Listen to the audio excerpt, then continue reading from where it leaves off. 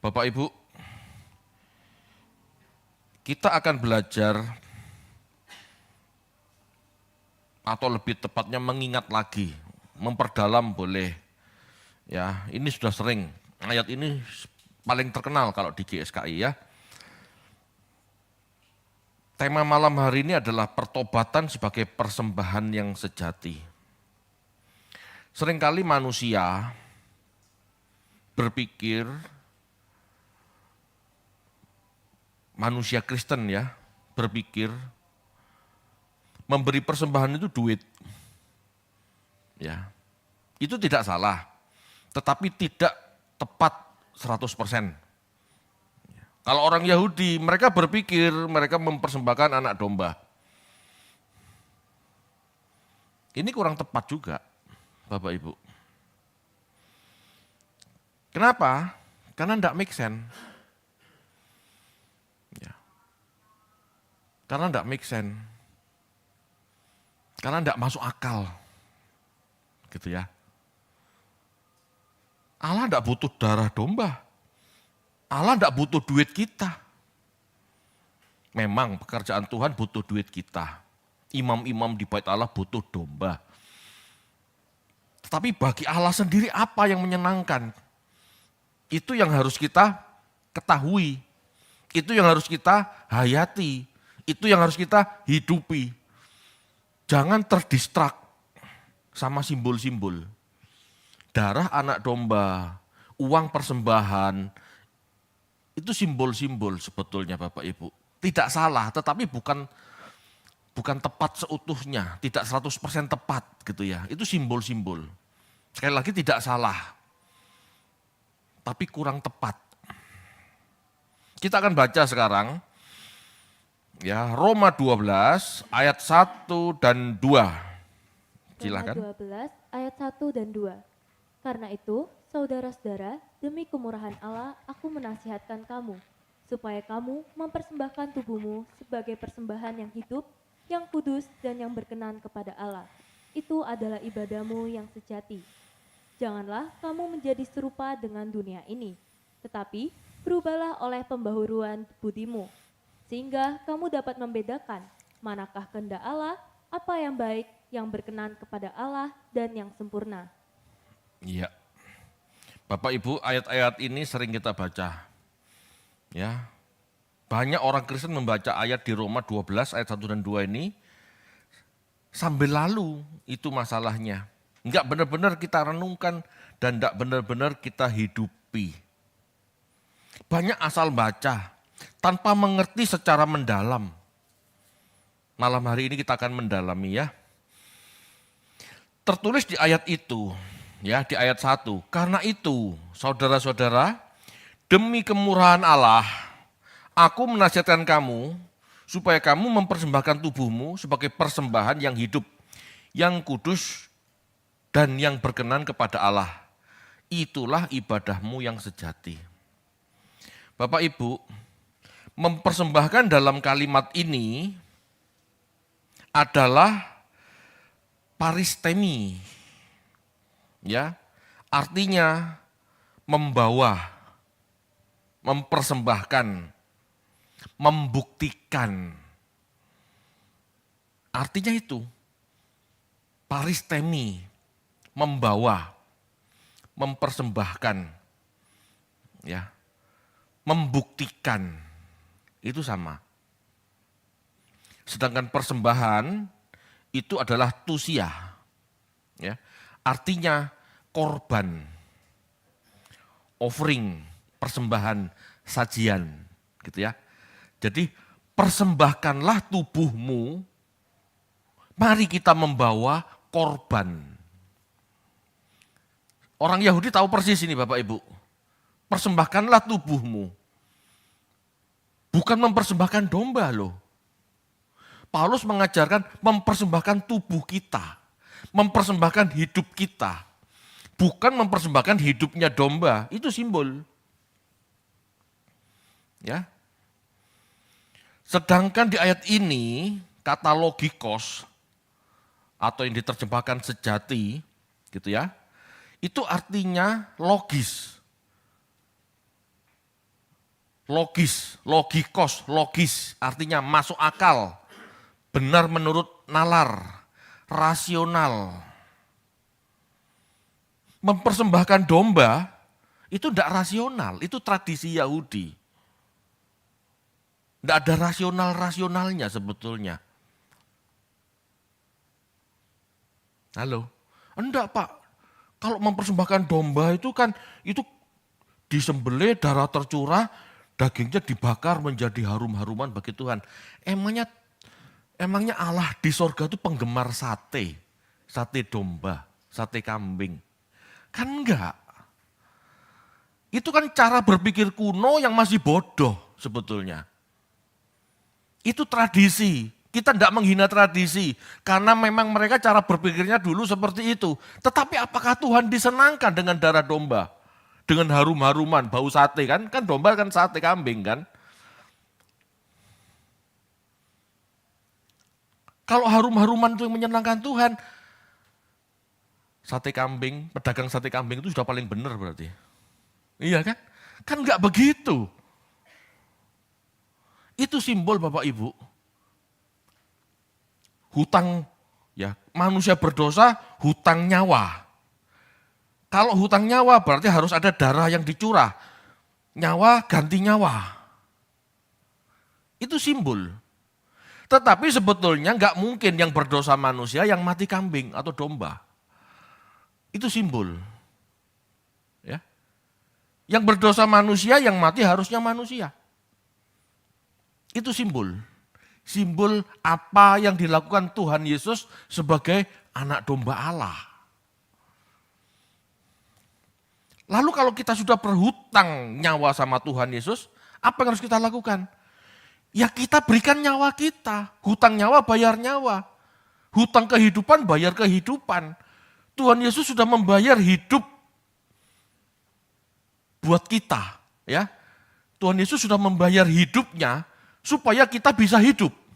Maka sekarang hidup kita ganti persembahkan buat Yesus. Jangan terjebak sama simbol-simbol Bapak Ibu. Ya. Paulus mengajar kepada kita, persembahan yang benar atau yang masuk akal itu bukan domba, tetapi diri kita sendiri. Bukan domba yang disembelih, tapi daging kita yang disembelih. Bagaimana caranya? Saat kita tidak kepingin memberi, kita tetap memberi. Saat kita tidak punya belas kasihan, tapi kita tahu ada orang yang bisa ditolong, kita paksa menolong dia. Kita paksa diri kita untuk menolong dia. Itu menyalipkan daging, itu menyalipkan diri. Kalau kita belum sampai di usaha seperti ini, kita belum menyalipkan daging. Kita belum mempersembahkan korban. Saat kita egois, mau menang sendiri, bagaimana kita mau ngalah?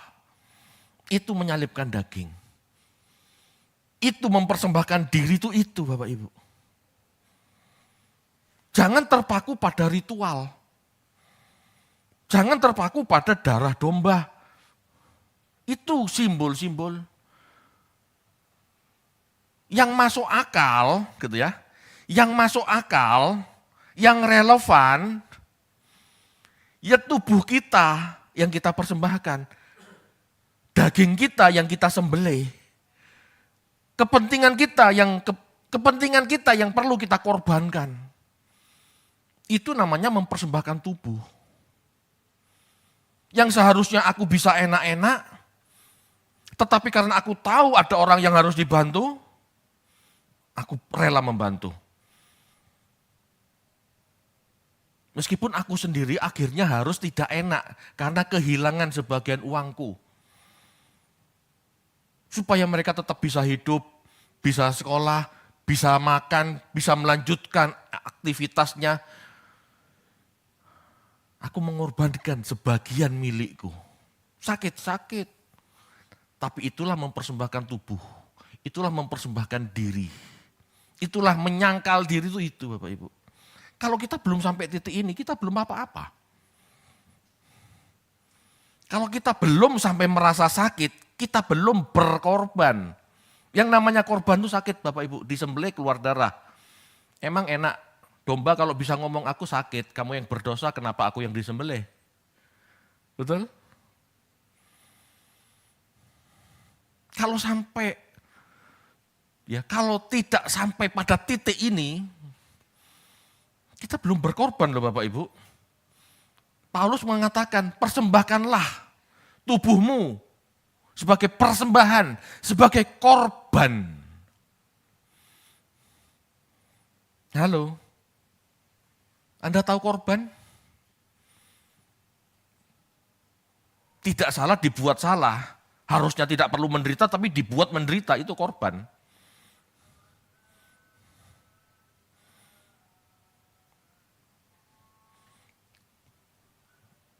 Korban hoax. Anda tahu korban hoax?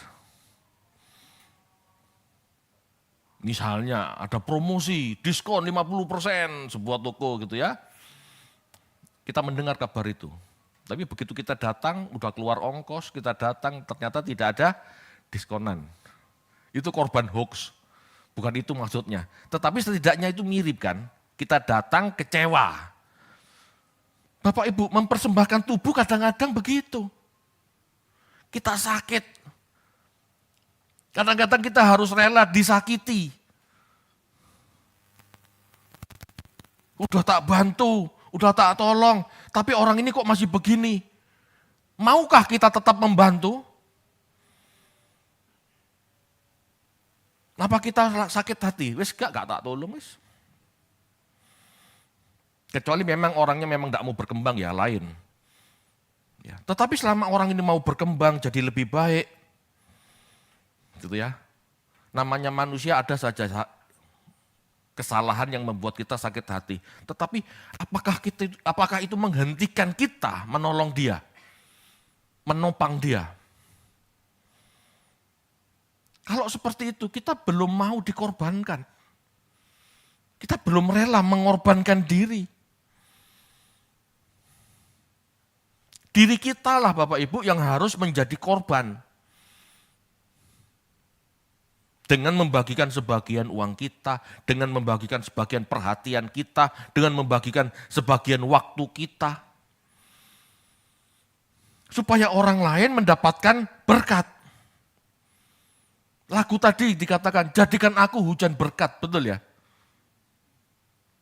Sudahkah kita melakukan itu?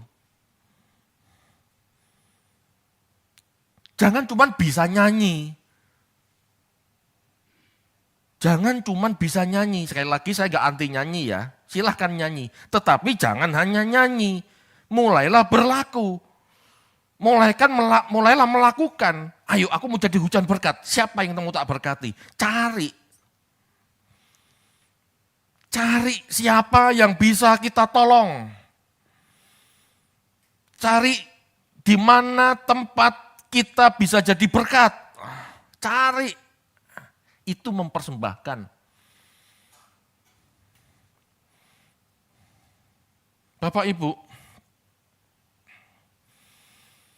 Paulus mengajar pada kita mempersembahkan yang benar, mempersembahkan yang masuk akal, yang realistis.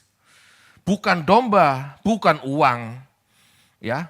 Tetapi diri kitalah yang harus menjadi domba yang tak bercacat celah. Kita yang harusnya berjuang tak bercacat celah. Persembahan ya, itu indah di mata Allah.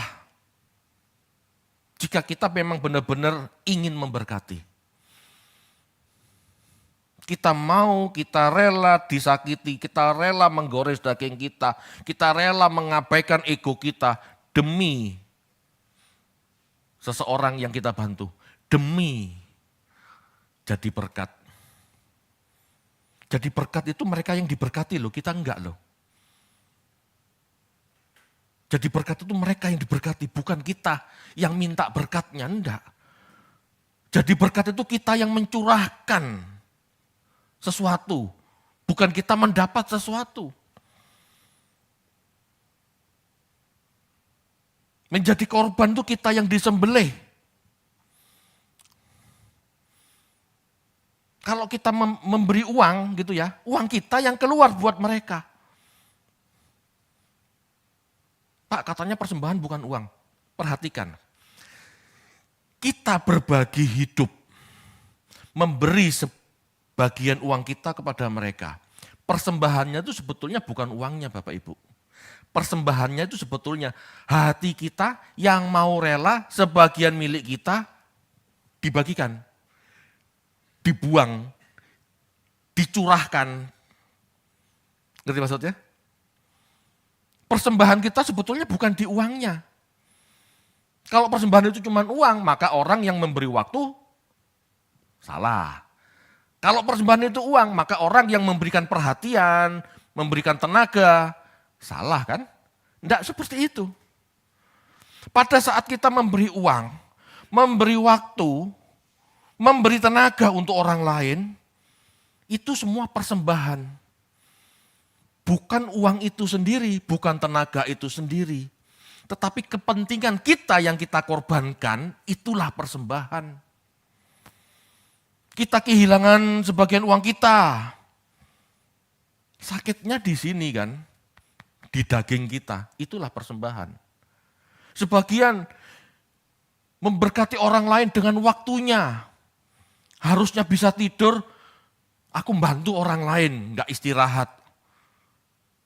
Seharusnya aku bisa jalan-jalan, aku sisihkan untuk menopang orang lain, untuk memperhatikan orang lain. Itu persembahan. Di mana persembahannya? Di sikap hati yang rela membagikan waktunya, tenaganya, uangnya. Bukan di uangnya sendiri. Meskipun uang sendiri, tenaganya itu sendiri dan waktunya itu benar-benar jadi berkat buat mereka ya. Tetapi persembahan kita ini daging kita ini loh. Ego kita yang disayat. Ego kita yang kita curahkan. Seperti domba yang mencurahkan darahnya. Itu loh persembahan. Jadi kalau Anda belum sampai pada titik merasa sakit. Merasa, aduh. Itu belum berkorban. Belum berkorban. Mudah kok Bapak Ibu memberi sebagian uang kita dari kelebihan. Tetapi memberi dari keadaan yang mepet. Memberi dari kondisi yang tidak ideal gitu ya. Kita sendiri tidak ideal tapi kita masih mau berbagi. Itu persembahan. Pada saat kita berbagi, padahal uang ini sebetulnya bisa buat jajan kita. Dengan berbagi kita tidak bisa jajan. Kita ngempet. Ini loh berkorban.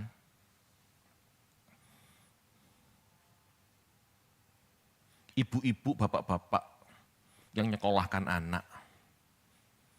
Ya, mereka berjerih lelah, berjerih payah mendidik anak, menyekolahkan anak. Ya. Itu berkorban. Tetapi kan itu masalahnya anak sendiri. Itu masalahnya anak sendiri. Dan suatu saat anak Anda akan memperhatikan Anda. Ya. Itu sebetulnya tidak terlalu bisa disebut korban. Meskipun ya itu tetap berkorban, tetapi itu kan anak Anda. Tetapi kalau Anda memberikan itu, mencurahkan uang Anda, perhatian Anda supaya orang itu bisa sekolah, bisa hidup.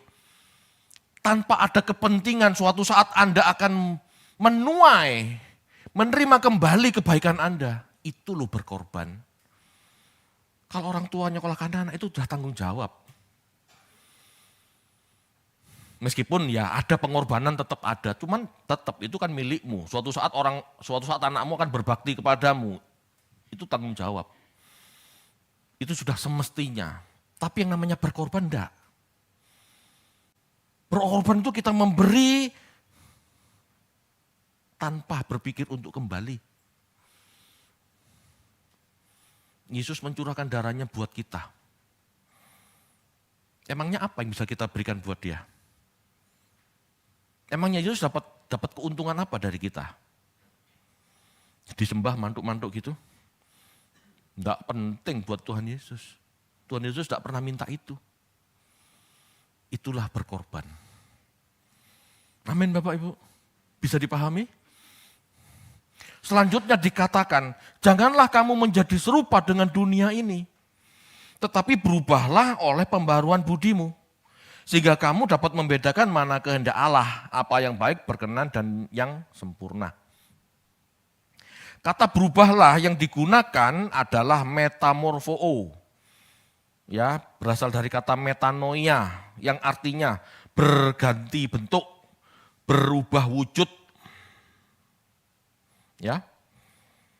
Sedangkan budi berubahlah pemburuan budimu. Budi menggunakan kata nous.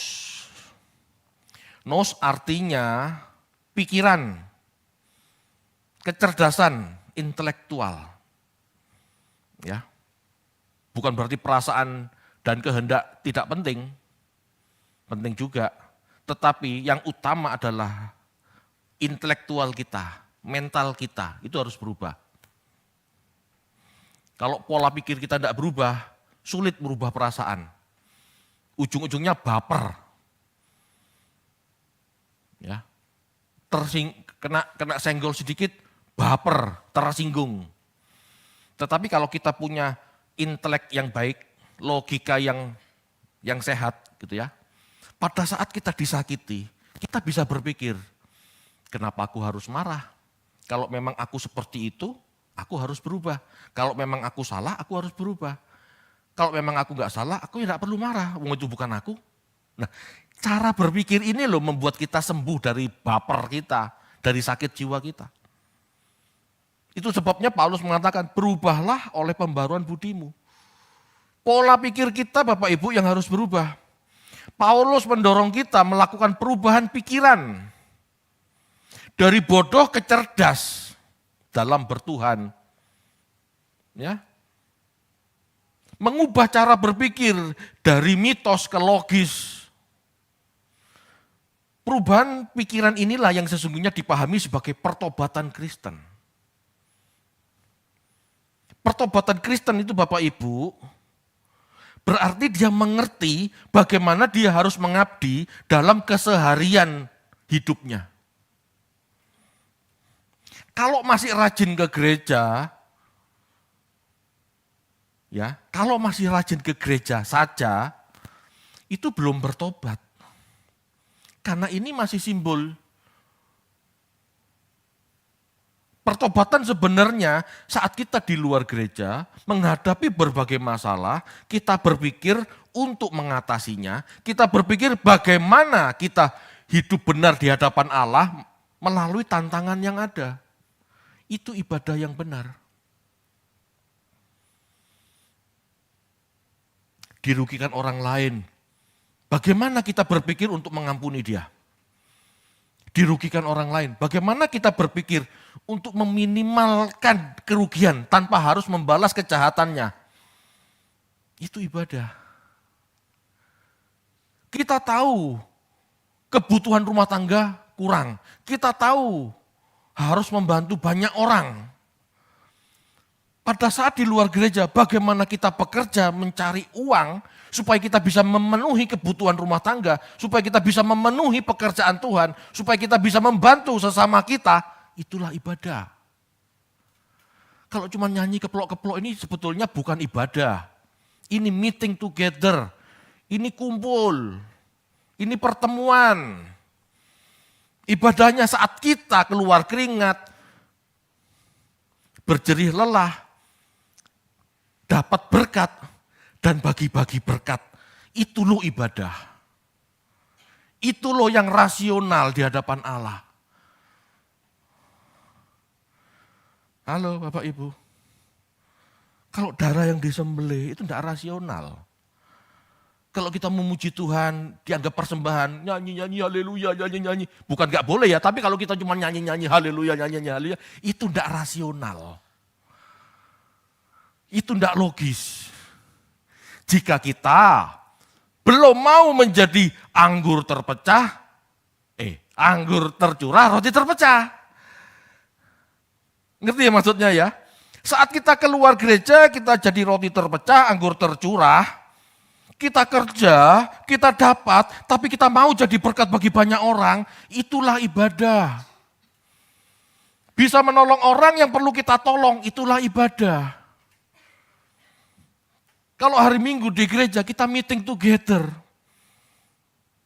Kita mencerna firman Tuhan sehingga tahu apa yang harus kita perbuat. Itulah ibadah. Kalau di gereja, ini meeting together, ini pembelajaran, ini terima, ini kelas.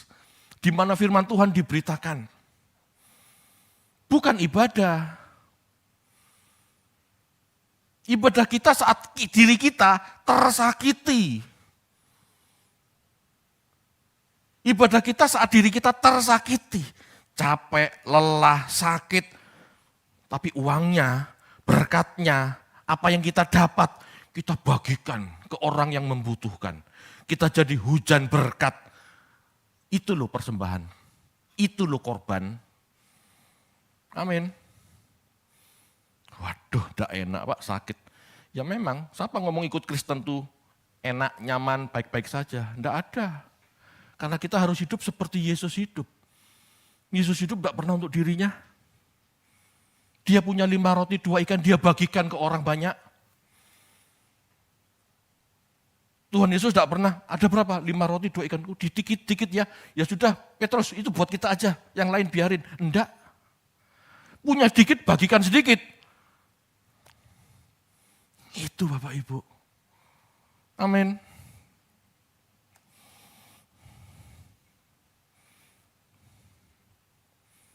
Perubahan pikiran inilah Bapak Ibu yang sesungguhnya dipahami sebagai pertobatan Kristen.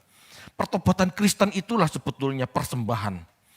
Ya, merubah pola pikir, merubah cara hidup yang egois menjadi tidak egois, itulah persembahan.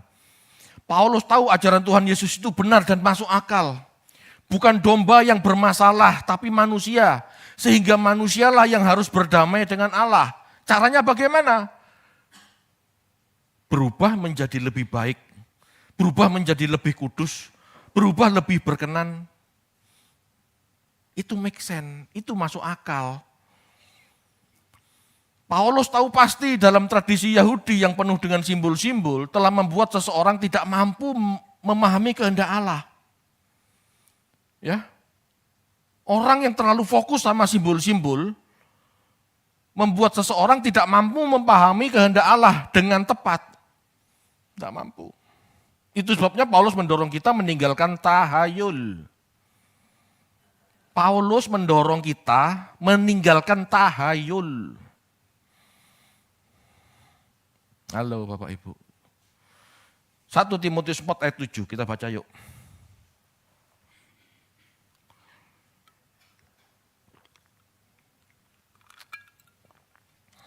1 Timotius 4 ayat 7. Tetapi jauhilah tahayul dan dongeng nenek-nenek tua. Latihlah dirimu beribadah. Ya, Bapak Ibu. Jauhilah tahayul. Jauhilah dongeng-dongeng nenek-nenek tua.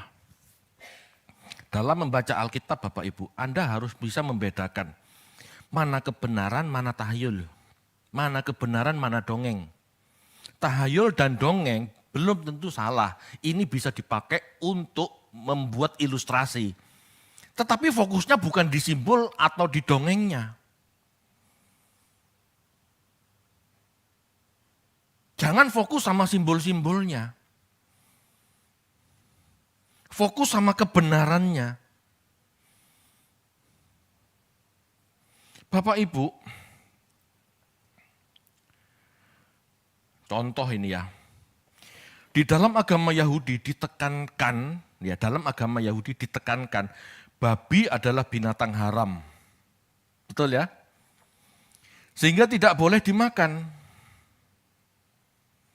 Dalam Taurat, larangan ini tidak ada penjelasan yang masuk akal kenapa babi dilarang dimakan.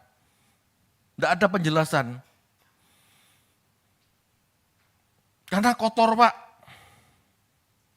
Tidak ada penjelasan karena kotor loh. Kotor tidak kotor, babi dipelihara, itu kan tergantung peternaknya, betul?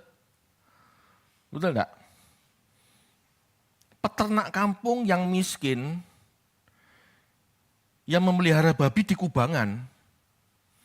Tapi saya pernah lihat, orang Cina memelihara babi, itu di gedung bertingkat.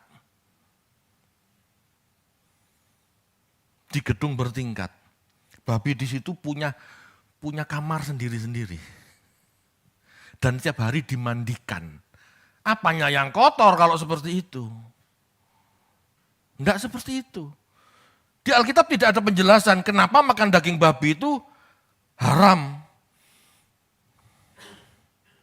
Banyak yang berasumsi babi adalah binatang kotor. Sehingga kalau makan daging babi akan menjadi kotor seperti babi katanya. Ini kan tidak masuk akal. Ada orang-orang beragama mengatakan ya, terutama orang beragama yang anti sama babi, berkata, apa yang kamu makan itulah kamu. Enggak. Enggak seperti itu. Ilmu pengetahuan tidak pernah membuktikan bahwa karakter babi yang kotor atau malas, begitu kita makan, kita ketularan kotor dan malas. Enggak ada kayak begitu. Itu hoax.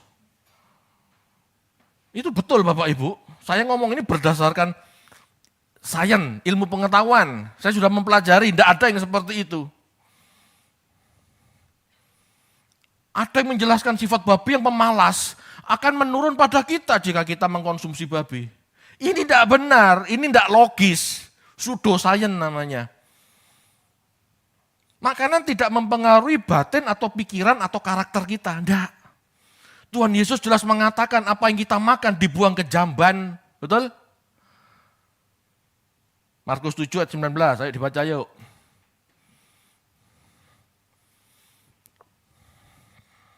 Markus 7 ayat 19.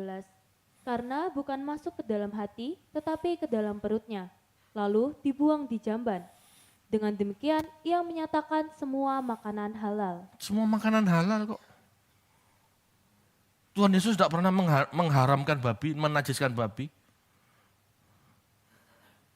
Jelas itu. Jadi kalau gitu Pak, itu tradisi kuno Bapak Ibu. Dilarang makan babi itu tradisi kuno. Karena pada saat itu Bapak Ibu, babi dipelihara, ongkos memelihara babi maksudnya, itu mahal. Itu Timur Tengah, jarang air, sedangkan babi perlu air untuk berkubang, untuk menurunkan suhu panas di tubuhnya.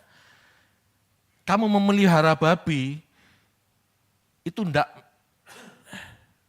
pantas gitu loh istilahnya, karena kamu pemborosan air. Sebetulnya itu dari penelitian antropologi, sosiologinya di zaman itu seperti itu, gitu loh. Jadi diharamkan.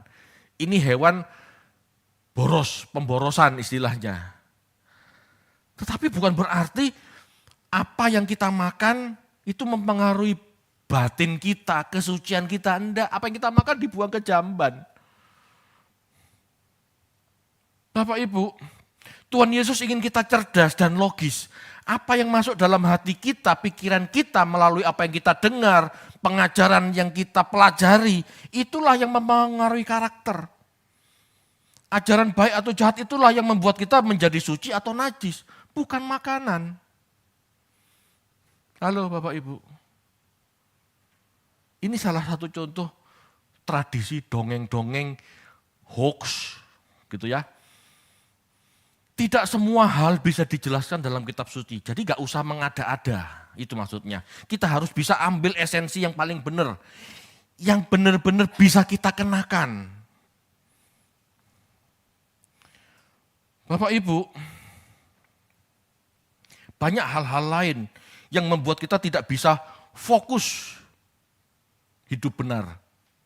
Oh gini ya, kalau kita percaya dongeng tahayul, oh kalau mau suci jangan makan babi. Sampai kapanpun kita tidak pernah hidup suci. Kenapa? Lah yang diurusi masalah makanan. Enggak. Nggak bisa kita hidup suci karena pilih-pilih makanan, nggak bisa. Kalau kita mau hidup suci, kita pilih-pilih ajaran dan pilih-pilih kelakuan, itu yang benar. Itu logis. Paulus mengajar kita untuk merubah pola pikir dari kotor atau jahat menjadi baik dan benar. Enggak ribut masalah diet. Alkitab tidak pernah ngomong masalah diet. Ya, Alkitab itu tidak pernah ngomong masalah makanan sehat, makanan tidak sehat, tidak. Di zaman dulu ilmunya tidak sampai begitu masih. Kalau mau jujur ya, perkara ada pendeta yang nyambung-nyambungin makanan sehat menurut Alkitab, belum tentu sehat. Karena ilmu pengetahuan belum nyampe di situ. Bapak Ibu, kita dididik ya, kita diajar untuk berpola pikir benar. Dari yang dulu kotor, jahat, berubah menjadi baik dan benar. Bertobat, ya, dari bertobat hanya mempersembahkan domba tanpa perubahan hidup, menjadi mempersembahkan diri kepada Allah dengan cara menyangkal diri dari niat jahat, dari hawa nafsu. Kemudian bisa menjadi berkat bagi sesama. Ini loh korban yang sesungguhnya. Bapak Ibu, kalau kita terikat pada simbol-simbol, ini contoh orang Yahudi. Orang Yahudi yang namanya bertobat kan menyembelih domba, mencurahkan darah domba. Itu bertobat mereka pikir. Kalau kita fokus sama simbol-simbol ini, begitu kita menyembelih domba, kita pikir kita bertobat. Padahal kita mindsetnya tetap tidak berubah. Kita distract karena ritual. Kalau kita berpikir ke gereja, persembahan uang, itu sudah bertobat. Kita tidak pernah merubah diri. Kenapa? Karena fokusnya cuma yang penting minggu ke gereja, aku ngasih persembahan, aku pulang. Dia pikir dia sudah bertobat, padahal belum. Fokus terlalu ritual. Fokus dengan ngasih uang saja. Tapi tidak pernah memikirkan kotornya batin kita nggak pernah berubah kan? Kita terdistrak dengan tradisi mingguan. Kita disesatkan dengan tradisi mingguan.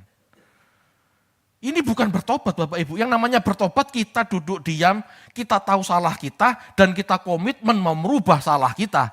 Itu bertobat. Dari egois, kita tahu kita egois, kita putuskan untuk tidak egois, dan melangkah memberi, melangkah berbagi, itu bertobat. Bertobat bukan tradisi Bapak Ibu. Bertobat itu kemauan kita membuang pola pikir yang salah, mengganti pola pikir yang baru, yang baik, berkenan dan sempurna. Sempurna dewasa, kita belajar. Itu yang namanya bertobat. Halo? Itu loh persembahan.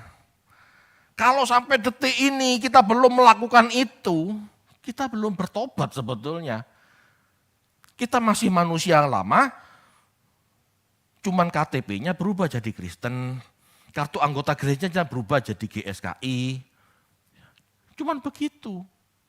Belum benar-benar bertobat.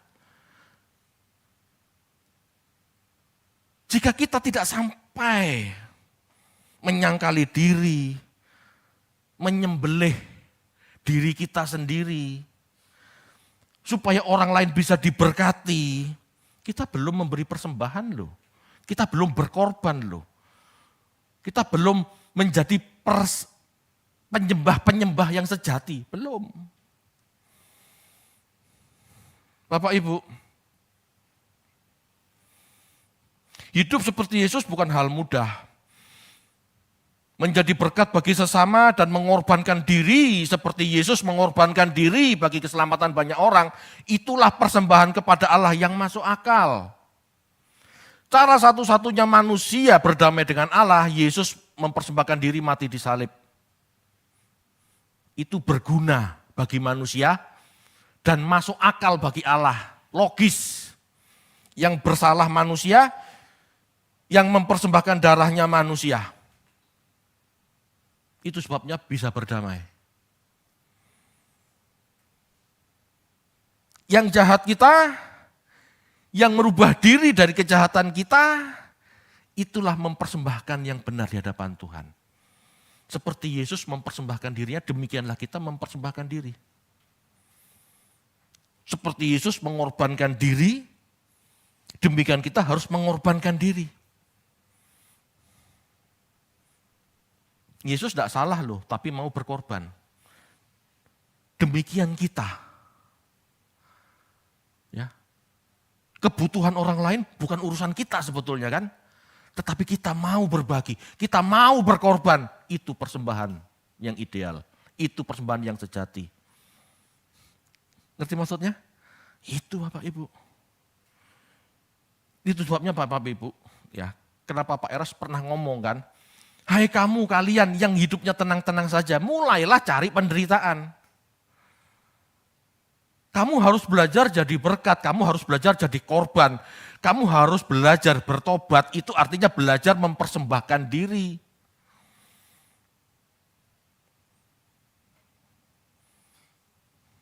Bapak Ibu,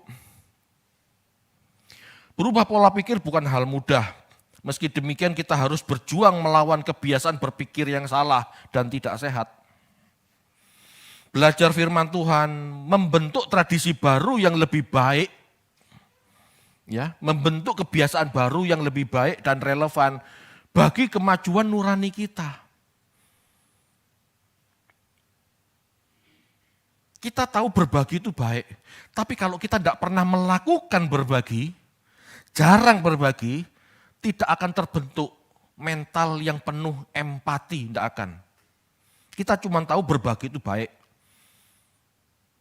Tapi kalau kita tidak pernah belajar berbagi, mulai kecil, agak besar, semakin hari semakin besar, semakin hari kok semakin sakit ya, itu benar. Itu baru menjadi berkat, itu namanya berkorban. Itu namanya mempersembahkan diri itu.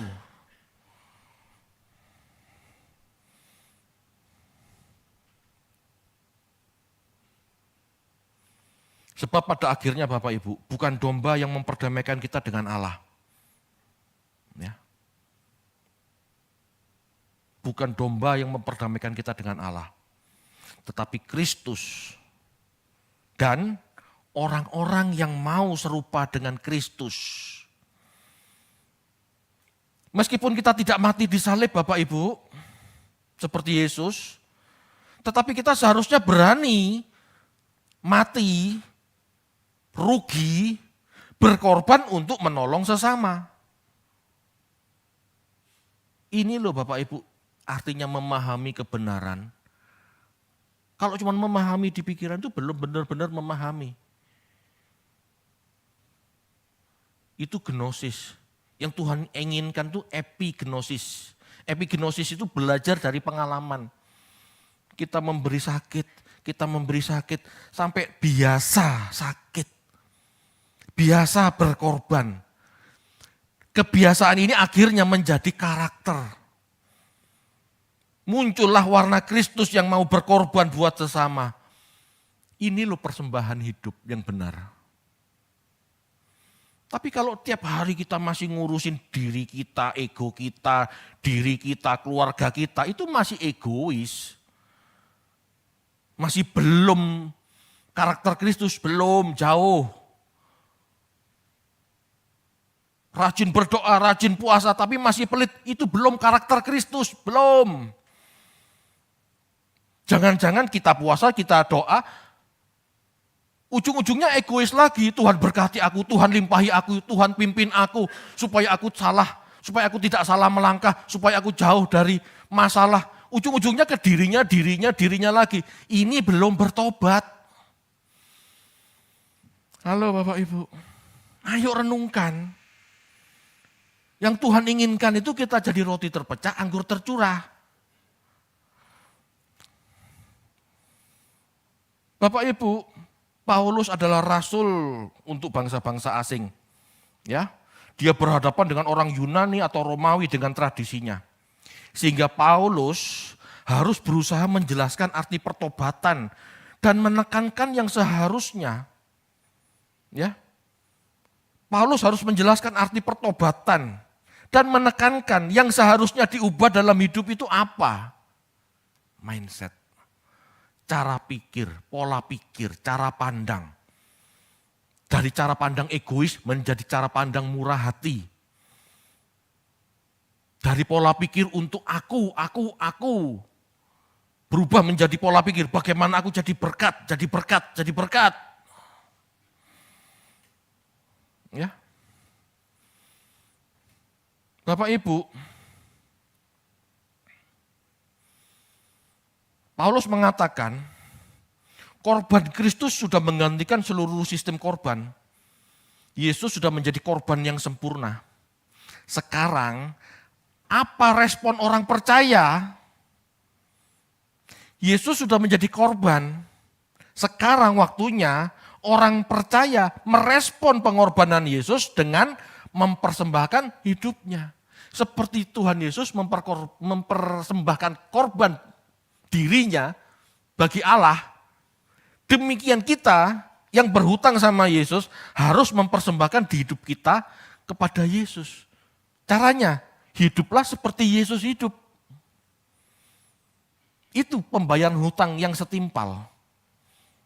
Aku nyerahkan diriku buat kamu manusia kepada Allah. Sekarang kamu persembahkan hidupmu buat aku. Matilah buat orang lain. Matilah buat orang lain, meskipun gak benar-benar mati di salib, tapi kita harus berkorban buat orang lain, supaya orang lain mendapatkan keselamatan, supaya orang lain mendapatkan penghidupan yang layak. Yesus mati buat kita mati buat sesama, itu respon yang benar. Amin Bapak Ibu, itu yang logis itu. Bukan Yesus mati buat kita, mengorbankan dirinya, kita cuman bayar hutang dengan nyanyi-nyanyi keplok-keplok, bodoh abab.